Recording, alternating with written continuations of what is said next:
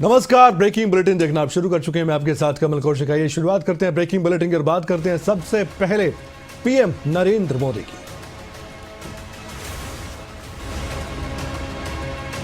PM Narendra Modi का गुजरात का दौरा, और गुजरात का दौरा काफी खास है। 2 दिन के गुजरात दौरे पर पीएम मोदी रहने वाले हैं। सरदार वल्लभ भाई पटेल की 150वीं जयंती समारोह, राष्ट्रीय एकता दिवस समारोह में कार्यक्रम में शिरकत करेंगे। एकता दिवस परेड में भी शामिल होंगे पीएम मोदी और यहां से बड़ा संदेश देंगे। विविधता में एकता पर आधारित झांकियां प्रदर्शित की जाएंगी।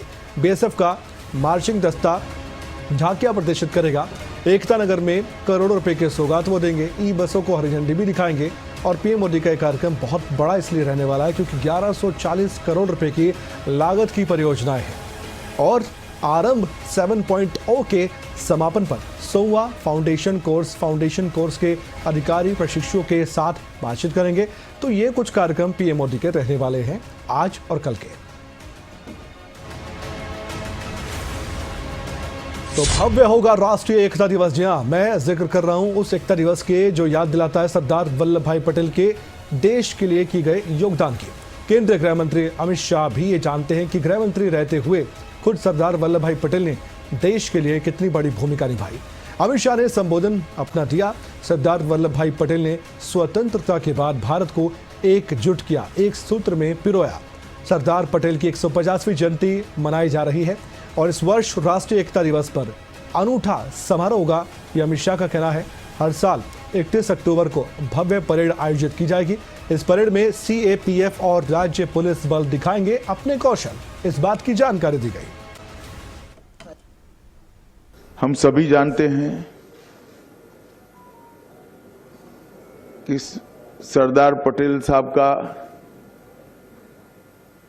आजादी के बाद देश को एक करने में, आज के भारत के निर्माण में और एक भारत बनाने में कितना बड़ा योगदान है। सरदार पटेल जी की 150वीं जयंती कल है। वैसे तो हर 31 अक्टूबर को 2014 से प्रधानमंत्री जी केवड़िया कॉलोनी जाते हैं और सरदार साहब की भव्य प्रतिमा के सामने एक परेड का आयोजन होता है। परंतु चूंकि ये 150वीं जयंती है, इस बार विशेष आयोजन किया गया है और गृह मंत्रालय ने यह भी तय किया है कि आज के बाद हर 31 अक्टूबर को इसी प्रकार की भव्य परेड का आयोजन होगा। बिहार के रण में पीएम मोदी खुद भी प्रचार की धार को तेज कर चुके हैं।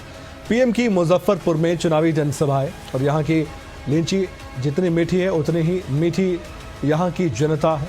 छठ पूजा के बाद ये मेरी पहली सार्वजनिक रैली है, ये बात कही गई। सरकार छठ महापर्व को यूनेस्को की सांस्कृतिक विरासत में शामिल करवाने की कोशिश में भी जुटी है। पीएम मोदी का कांग्रेस और आरजेडी पर सीधा हमला देखा गया। छठी मैया का अपमान कर रहे हैं। क्या बिहार छठी मैया के अपमान को बर्दाश्त करेगा? फिर एक बार एनडीए सरकार बनने का भी दावा उनकी तरफ से भी किया गया।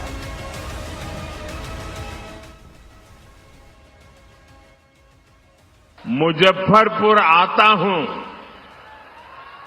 तो सबसे पहले यहां की मिठास ध्यान खींच लेती है। यहां की लीची जितनी मीठी होती है उतनी ही मीठी आपकी बोली भी। ये कांग्रेस और ये आरजेडी के लोग क्या कर रहे हैं? क्या कर रहे हैं? छठी मैया का अपमान कर रहे हैं। क्या कर रहे हैं? क्या कर रहे हैं? क्या कर रहे हैं? आप मुझे बताइए, क्या कोई कभी चुनाव में वोट पाने के लिए छठी मैया का अपमान कर सकता है क्या? क्या ऐसा अपमान बिहार सहन करेगा क्या? क्या ऐसा अपमान हिंदुस्तान सहन करेगा क्या? क्या मेरी माताएं जो निर्जला उपवास करती है, क्या वो सहन करेगी क्या? बेशर्मी से बोल रहे हैं। उनके लिए तो छठी मैया की पूजा एक ड्रामा है, नौटंकी है। आप उनकी बातों से सहमत है क्या? ऐसे लोगों को सजा दोगे कि नहीं दोगे? साथियों, हम छठ महापर्व को मानवता के महापर्व के रूप में दुनिया की एक बहुत बड़ी संस्था है, दुनिया के सारे देश उसके साथ जुड़े हुए हैं। उस संस्था का नाम है यूनेस्को। हम लोग कोशिश कर रहे हैं कि यूनेस्को की जो विश्व विरासत की सूची है, पूरी दुनिया की ये महत्वपूर्ण संस्था यूनेस्को, और उसमें जो विश्व विरासत की सूची बनती है, बड़ी जांच पड़ताल के बाद बनती है, लंबी प्रक्रिया के बाद बनती है। हमारी सरकार लगातार कोशिश कर रही है कि हमारे इस छठ महापर्व को भी यूनेस्को की उस सूची में नाम दर्ज हो जाए। और इस वक्त की एक बड़ी खबर ब्रेकिंग बुलेटिन में, जिस पर हम चर्चा करेंगे क्योंकि यह बहुत बड़ी खबर है। शिमला से बड़ी खबर यह है कि बहुचर्चित संजौली मस्जिद मामले को लेकर अपडेट यह आया है कि जिला कोर्ट ने एक बड़ा फैसला सुना दिया है। संजौली मस्जिद को अवैध करार दे दिया गया है। मैं फिर से कह रहा हूं, संजौली मस्जिद को इलीगल करार दिया गया है, अवैध। मस्जिद की सभी 5 मंजिलें तोड़ी जाएंगी, ये कहा गया है। वक्फ बोर्ड की याचिका खारिज और संजौली मस्जिद कमेटी की याचिका खारिज।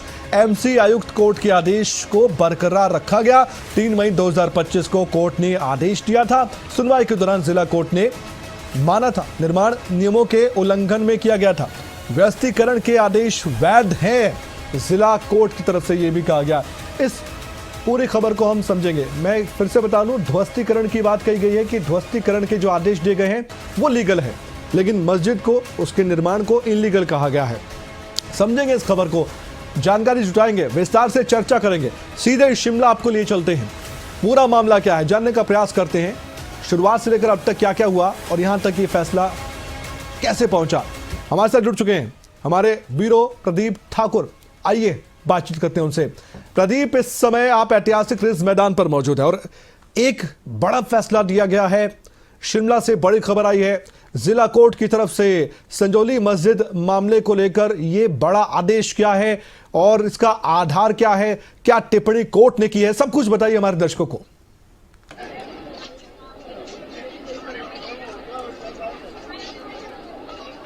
बिल्कुल कमल, देखिए जो संजौली मस्जिद है काफ़ी ज़्यादा चर्चाओं में ये रही है, तो इस पूरे विषय को लेकर आज ये पूरा मामला था। जिला कोर्ट में सुनवाई हुई क्योंकि जो मस्जिद कमेटी है और उसके साथ साथ वक्फ बोर्ड है, उसकी तरफ से याचिकाएं दायर की गई थी एमसी कोर्ट के फैसले के खिलाफ। क्योंकि एमसी कोर्ट ने मई 2025 में जो फैसला दिया था कि जो कुल मिलाकर ये 5 मंजिला बिल्डिंग थी यानी मस्जिद थी, उसमें से जो नीचे की भी 2 मंजिलें थी उनको भी अवैध करार दिया गया था। उससे पहले अक्टूबर 2024 में जो ऊपर की 3 मंजिलें थी उनको अवैध करार दिया गया था। और आप भी जानते हैं कि फिर जो मस्जिद कमेटी है उन्होंने अपने स्तर पर ही ऊपर की मंजिलें गिराना शुरू कर दिया था। लेकिन लेकिन ये पूरा विषय एमसी कोर्ट में चलता रहा और जब एमसी कोर्ट के साथ ध्यान में ये सारा विषय आया कि ये पूरी की पूरी मंजिल ही पूरी की पूरी जो मस्जिद ही है ये अवैध है, तो फिर आदेश पारित हुआ था नीचे की 2 मंजिलों को भी गिराने का, यानी कुल मिलाकर पूरी मस्जिद को ध्वस्त करने के आदेश दिए गए थे। जिला जो एमसी कोर्ट है उसके खिलाफ चुनौती दी गई थी जिला कोर्ट में उस पूरे फैसले को, और अब एमसी कोर्ट के फैसले को जिला कोर्ट ने भी बरकरार रखा है। यानी हम कह सकते हैं कि अब 5 की 5 मंजिलें टूटेंगी, तोड़ी जाएंगी और ये आदेश जो है अब जारी किए गए हैं। तो अब देखना ये होगा कि इस पूरे जो ये पूरा विषय बना हुआ है, क्योंकि हमने देखा कि जो देवभूमि संघर्ष समिति जिसने संजौली में भी धरना दिया था, आज भी वो जिला कोर्ट के बाहर मौजूद रहे, वहां पर कमेटी के जो पदाधिकारी मौजूद रहे और उन्होंने लड्डू भी बांटे इस फैसले के आने के बाद। लेकिन अब जो याचिकाकर्ता पक्ष है, यानी चाहे वो मस्जिद कमेटी है या फिर वक्फ बोर्ड है, इस फैसले को मानता है या फिर इसको भी अभी जो है ऊपरी अदालत में चुनौती दी जाती है या हाई कोर्ट में जाते हैं, ये देखने वाली बात होगी। लेकिन आज के एक फैसले से जरूर क्लियर हो गया है, जिस तरह से एमसी कोर्ट के फैसले को बरकरार रखा गया है जिला कोर्ट की तरफ से, तो अब पूरी मंजिल ही ध्वस्त होनी है। जो तो पूरी मस्जिद है मैं सवाल एक आपसे जानना चाहता हूं, उसका जवाब। सवाल ये है कि अब आगे क्या होगा, क्योंकि बहुत से जहन में सवाल अभी उठ रहे हैं, मेरे भी और दर्शकों के मन में भी।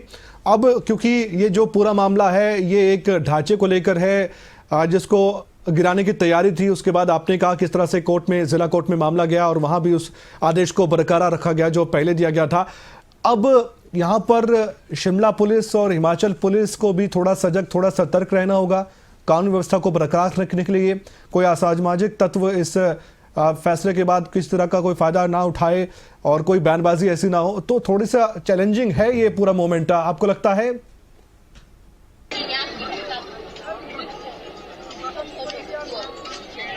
बिल्कुल, देखिए क्योंकि मैं पहले ये मामला जिस तरह से एमसी कोर्ट में चला और उसके बाद जिला कोर्ट में ये मामला पहुंचा, तो उसमें भी हालांकि हमने देखा कि जो देवभूमि संघर्ष समिति है वो लगातार डिमांड करती रही कि कोर्ट के फैसले को, यानी एमसी कोर्ट के फैसले को उस वक्त माना जाना चाहिए, क्योंकि मामला कोर्ट के विचाराधीन था। तो ऐसे में किसी प्रकार के कोई धरने प्रदर्शन यहाँ पर नहीं हुए हैं। लेकिन इतना जरूर है कि अब जो फैसला आया है उसके बाद देखना ये होगा कि जो एमसी है, क्योंकि नगर निगम ने ये सारे कार्रवाई करनी है, वो क्या इसमें एक्शन करता है। क्योंकि एक बात क्लियर है, जिस तरह से 5 मंजिल की ये मस्जिद है उसमें 3 मंजिलों को पहले ही अवैध करार दिया गया था, उनको तोड़ने के आदेश थे और मस्जिद कमेटी ने खुद से वो काम शुरू किया, यानी 3 मंजिलों को वो खुद मान गए हैं कि ये अवैध है और वो खुद उसको तोड़ रहे थे। लेकिन बीच में फंड की जो है वो कमी उनको महसूस हुई तो काम डिले भी हुआ। लेकिन जो नीचे की 2 मंजिलें हैं, जो बेस की दो मंजिलें हैं, उनको लेकर अब जरूर ये लड़ाई लड़ रहे हैं मस्जिद कमेटी और वक्फ बोर्ड कि वो हमारा लीगल है, उसको लेकर हमने बाकायदा सारी परमिशन दी थी। एक क्लियर करेंगे बात, क्या पूरी जो मस्जिद है, पूरा जो ढांचा है वो सारा गिराया जाएगा? ये थोड़ा सा स्पष्ट कर देंगे आप?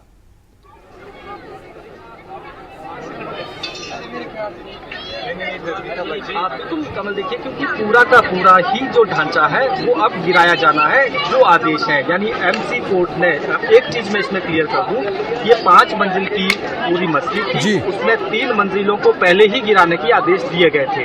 यानी ये जो आदेश है ये अक्टूबर 2024 के हैं। और उस आदेश के बाद जो मस्जिद कमेटी है उसने खुद से उन ऊपर की 3 मंजिलों को गिराने का काम शुरू किया था।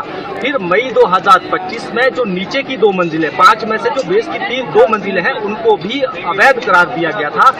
फिर उसमें हम कह सकते हैं कि 5 की 5 मंजिलें फिर अवैध हो गई थी। लेकिन जो नीचे की 2 मंजिलें हैं उनको कोर्ट में चुनौती दी गई है मस्जिद कमेटी की तरफ से कि ये लीगल है, उन्होंने ये चुनौती दी, लेकिन वो नहीं मानी गई है। और जो एमसी कोर्ट ने जो नीचे की भी 2 मंजिलें गिराने का फैसला जो दिया है उसको बरकरार रखा गया है। तो कुल मिलाकर अब पूरा भवन, जो पूरा मस्जिद है, पूरा ढांचा है, वो अब अवैध हो गया है और उसका ध्वस्तीकरण होना है। अगस्त 2024 को जो हुआ वो बेहद अफसोसजनक था। याद है मुझे, आप भी रिपोर्टिंग कर रहे थे, बहुत कुछ तस्वीरें सामने आई थी। ऐसा बिल्कुल भी ना हो तो इस समय शिमला पुलिस की क्या तैयारी? बिल्कुल, अब देखने वाली बात होगी कि क्या इस फैसले के बाद एमसी कोर्ट का रुख क्या रहता है, क्योंकि क्या वो आदेशों की अनुपालना करते हैं या वो उस स्ट्रक्चर को तोड़ने के लिए, उसको ध्वस्त करने के लिए जाते हैं और देरी करते हैं। तो हो सकता है कि जो देवभूमि संघर्ष समिति है, जो लगातार डिमांड कर रही है कि पूरा स्ट्रक्चर जो है ये अवैध है, इसको गिराया जाना चाहिए, तो उनका क्या आगे रुख रहता है। लेकिन अभी तक अगर पुलिस की बात की जाए तो अभी वैसी स्थिति नहीं है, हम कह सकते हैं कि वैसी स्थिति नहीं है कि यहाँ पर जो सामाजिक सौहार्द है वो खराब हो जाएगा। हाँ, जरूर इतना है कि बयानबाजियां अभी होगी और उसमें भी देखना ये होगा कि जो याचिकाकर्ता पक्ष है, यानी जो मस्जिद कमेटी है, वक्फ बोर्ड है, वो जो बाकी जो 2 मंजिलें बचती है उनको बचाने के लिए लगातार जो प्रयास कर रहा है, क्या वो ऊपरी अदालत में जाते हैं, हाईकोर्ट में जिला अदालत के फैसले को चुनौती देते हैं, या फिर वो इस फैसले को मानते हैं, ये अब देखने वाली बात होगी कि आगे इसमें क्या होता है। बिल्कुल, आगे क्या होगा ये देखने वाली बात है। प्रदीप, इस पूरे मसले को किस तरह से देखते हैं कानूनी तौर पर? आपने भी कहा कि अभी और भी विकल्प हैं, तो कानूनी तौर पर दर्शकों को बताएं दूसरे पक्ष के पास क्या विकल्प है। और एक और मैं सवाल इसके साथ ही पूछना चाहता हूं, जो दूसरा पक्ष था जो चाह रहा था कि ढांचा ज्यों का त्यों बना रहे, क्या कोई मालिकाना हक वो नहीं दिखा पाए, कोई कागज ऐसा नहीं दिखा पाए, कोई नक्शा कुछ भी नहीं दिखा पाए?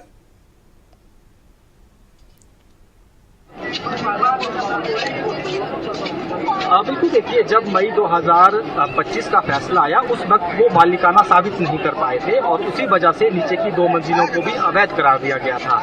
और उसके बाद ही ये जो है मामला जब जिला कोर्ट में पहुंचा तो वहां पर भी अलग अलग समय पर सुनवाई हुई है, लेकिन वहां पर भी अपना दावा वो पेश जो है वो जता नहीं पाए हैं कि हम किस तरह से उस स्ट्रक्चर के हकदार हैं, क्योंकि जो जिस तरह से 3 मंजिलें हैं जिसको वो खुद मान रहे हैं, मस्जिद कमेटी ने खुद माना है कि वो अवैध थी और उन्होंने उस ढांचे को गिराने का भी जो है वो शुरुआत कर दी थी। लेकिन जो नीचे की 2 मंजिलें हैं उसकी लड़ाई वो लड़ रहे हैं कि ये स्ट्रक्चर ठीक था, लेकिन वो मालिकाना हक कोर्ट में साबित नहीं कर पाए। इसी वजह से उनके खिलाफ फैसला गया और अब जो है एमसी कोर्ट का फैसला जिला कोर्ट में भी बरकरार रहा और अब उनके पास जो कानूनी विकल्प हैं वो प्रिय अदालत में भी इस फैसले को चुनौती दे सकते हैं, जो हाई कोर्ट है वहां पर वो जा सकते हैं या अपील में जा सकते हैं, ये सारे उनके पास विकल्प हैं। लेकिन देखना ये होगा कि वो किस विकल्प का इस्तेमाल करते हैं, या फिर जिस तरह से पहले उन्होंने एमसी कोर्ट के फैसले को माना था कि ऊपर की 3 मंजिलें खुद गिराना शुरू किया था, या वैसा ही करते हैं या फिर वो आगे इसको चुनौती देते हैं इस फैसले। अभी कई सवाल ऐसे जिनके जवाब मिलना बाकी है। आपने इस पूरी चर्चा में उन सवालों का जिक्र किया और कुछ जवाब भी दर्शकों के मन में जो कूद रहे होंगे, जो उठ रहे होंगे, उनके भी जवाब दिए। बहुत शुक्रिया। अपडेट आपसे लेते रहेंगे हम, क्योंकि इस पूरे मामले में अब सबकी निगाहें टिकी हुई है कि आगे अब क्या स्टेप रहता है प्रशासन का और सरकार की तरफ से और विपक्ष की तरफ से क्या प्रतिक्रिया रहती है। शुक्रिया आपका प्रदीप ठाकुर, इस खबर पर जानकारी देने के लिए बहुत बहुत धन्यवाद। एक बार फिर से मैं बड़ी खबर बता दूं आपको, इस वक्त की बड़ी खबर यह है कि संजौली मस्जिद जो मामला था, जिला कोर्ट की तरफ से सीधे सीधे एक बड़ा आदेश दिया गया है और जो ढांचा था उसे अवैध करार दे दिया गया है और एमसी आयुक्त कोर्ट का जो फैसला है वो बरकरार है। 3 मंजिल, ये बात ध्यान रखिए, जो प्रदीप ठाकुर कह रहे थे 3 जो मंजिल थी ऊपर की, उसको जो तोड़ने के लिए पेशकश खुद वो जो पक्ष था वो कर चुका था कि हम तैयार हैं, लेकिन अब नीचे की जो 2 है मंजिल, ग्राउंड फ्लोर, फर्स्ट, सबके सब अवैध करार दिए गए। अभी शुरुआती तौर पर ये जानकारी आ रही है, कॉपी आएगी आदेश की, मैं उसके बाद और क्लियर करूंगा आपको, उसका इंतजार हमें भी है, आदेश की कॉपी में क्या क्या लिखा गया है। लेकिन जो हम तक जानकारी आई है हमने आप तक पहुंचाई है। वकील की तरफ से क्या कहा उसके आधार पर यह खबर हम आप तक पहुंचा रहे, वो जरूरी है सुनना, आप सुनिए। कमिश्नर शिमला का जो ऑर्डर था 3 मई 2025 का, उसके खिलाफ 2 अपीलें जो है वक्फ बोर्ड ने और संजौली मस्जिद कमेटी ने फाइल कर रखी थी जिला न्यायालय में, जो कि एडीजे 2 श्री यशविंदर सिंह जी के कोर्ट में लगी थी और रिकॉर्ड समय के अंदर विदिन 6 महीने के अंदर उन दोनों अपीलों को आज खारिज कर दिया गया है। और 3 मई 2025 के एमसी कमिश्नर साहब के फैसले को अदालत ने सही पाया है और इसका अर्थ ये हुआ कि जो ये विवादित ढांचा संजौली में है, ये ग्राउंड फ्लोर से लेकर के टॉप फ्लोर तक ही टूटेगा और पूरा अवैध है। और इतना ही नहीं, ये आज चौथा फैसला जो है इस विवादित ढांचे के लिए आया है। इससे पहले पहला फैसला 5 अक्टूबर 2024 को आया था, जिसमें 4th फ्लोर, 3rd फ्लोर और 2nd फ्लोर को गिराने का फैसला आया था, जिसकी कंप्लायंस आज तक जो है संजौली मस्जिद कमेटी ने नहीं की है, जबकि उनके पास कोई एक्सटेंशन भी नहीं है। और इसके बाद 5 अक्टूबर 2024 के फैसले को इन्होंने जिला अदालत में ही चुनौती दी थी, जो कि 1 महीने के अंदर श्री प्रवीण गर्ग जी ने 30/11/2024 को 5 अक्टूबर के फैसले को सही ठहराया था। और उसके बाद तीसरा फैसला 3 मई 2025 को कमिश्नर साहब के कोर्ट से आया था, जिसमें पूरी संजौली मस्जिद को अवैध करार दिया गया था कमिश्नर के द्वारा। उसके ऊपर 2 अपीलें जो दायर की थी वक्फ बोर्ड ने और संजौली मस्जिद कमेटी ने, वो आज जिला अदालत ने खारिज कर दिए। चौथा फैसला जो है ये जनता की फेवर में आज 4 फैसले आए हैं और इसके लिए हम पूरे हिमाचल प्रदेश के लोगों को हम अभिनंदन करते हैं, क्योंकि 31/8/2024 को जिस आंदोलन को उन्होंने पूरे हिमाचल प्रदेश के अंदर लीड किया था और अपने ऊपर FIRs बनवाई थी और पुलिस वालों के लाठी डंडे उन लोगों ने खाए थे, आज उनके लिए ये फैसला जो है मरहम का काम करेगा। और मुझे लगता है कि अब MC शिमला को बिना कोई देर किए जल्दी से जल्दी इस पूरे विवादित ढांचे को गिरा देना चाहिए, क्योंकि संजौली मस्जिद कमेटी और वक्फ बोर्ड की नीयत और नियति में खोट है। क्योंकि पिछले साल 5 अक्टूबर के ऑर्डर को भी तकरीबन 13 महीने व्यतीत होने के बाद भी वक्फ बोर्ड ने आज तक वो ऑर्डर कंप्लाई नहीं किया है। और आगे बढ़ते हैं, हरियाणा की बात करते हैं। करनाल में श्री कृष्ण गौशाला में गोपाष्टमी महोत्सव चल रहा है। गोपाष्टमी महोत्सव में खुद पहुंचे मुख्यमंत्री नायब सैनी। गौशाला में गायों को गुड़ खिलाया गया। बीजेपी के जिला भर के सभी विधायक मौजूद रहे। करनाल के जिले के आसपास जो विधानसभा क्षेत्र है वहां के विधायक भी इस दौरान दिखाई दिए। तस्वीर उस दौरान की है जब मुख्यमंत्री नायब सैनी यहां पहुंचे थे और उनका स्वागत किस तरह से किया गया वो भी आपके सामने। एक बार फिर से रुख करते हैं ब्रेकिंग बुलेटिन का। बिहार के रण में सियासी तकरार कैसे देखी जा रही है आइए बताते हैं। बिहार में गृह मंत्री अमित शाह का कांग्रेस पर सीधा निशाना। आरजेडी और कांग्रेस को निशाने पर लेते हुए कहा गया कि कांग्रेस के राज में करप्शन बढ़ गया। विपक्ष के घोषणा पत्र को लेकर निशाना साधा गया। कांग्रेस का काम झूठे वादे करना है, यह कहा गया। और एनडीए का घोषणा पत्र जारी होने की संभावना आज ही है। जी हां, एक तरफ विपक्ष का घोषणा पत्र, दूसरी तरफ मौजूदा केंद्र में सत्ता में एनडीए सरकार, मोदी सरकार का घोषणा पत्र क्या रहेगा बिहार के लिए देखने वाली बात है। बिहार में आप जानते हैं कि जेडीयू और बीजेपी मिलकर चुनाव लड़ रहे हैं और भी घटक दल हैं। एनडीए के छतरी के नीचे सभी दल काम कर रहे हैं, सेंटर में भी और बिहार में भी। उन सभी को मिलाकर जो सीटों का बंटवारा किया वो आपने देखा, लेकिन क्या वो बंटवारा, क्या वो रणनीति काम आएगी एनडीए की, देखने वाली बात है। क्योंकि चुनौती तो महागठबंधन की तरफ से दी जा रही है। सभी युवा राजनीति में आना चाहते हैं।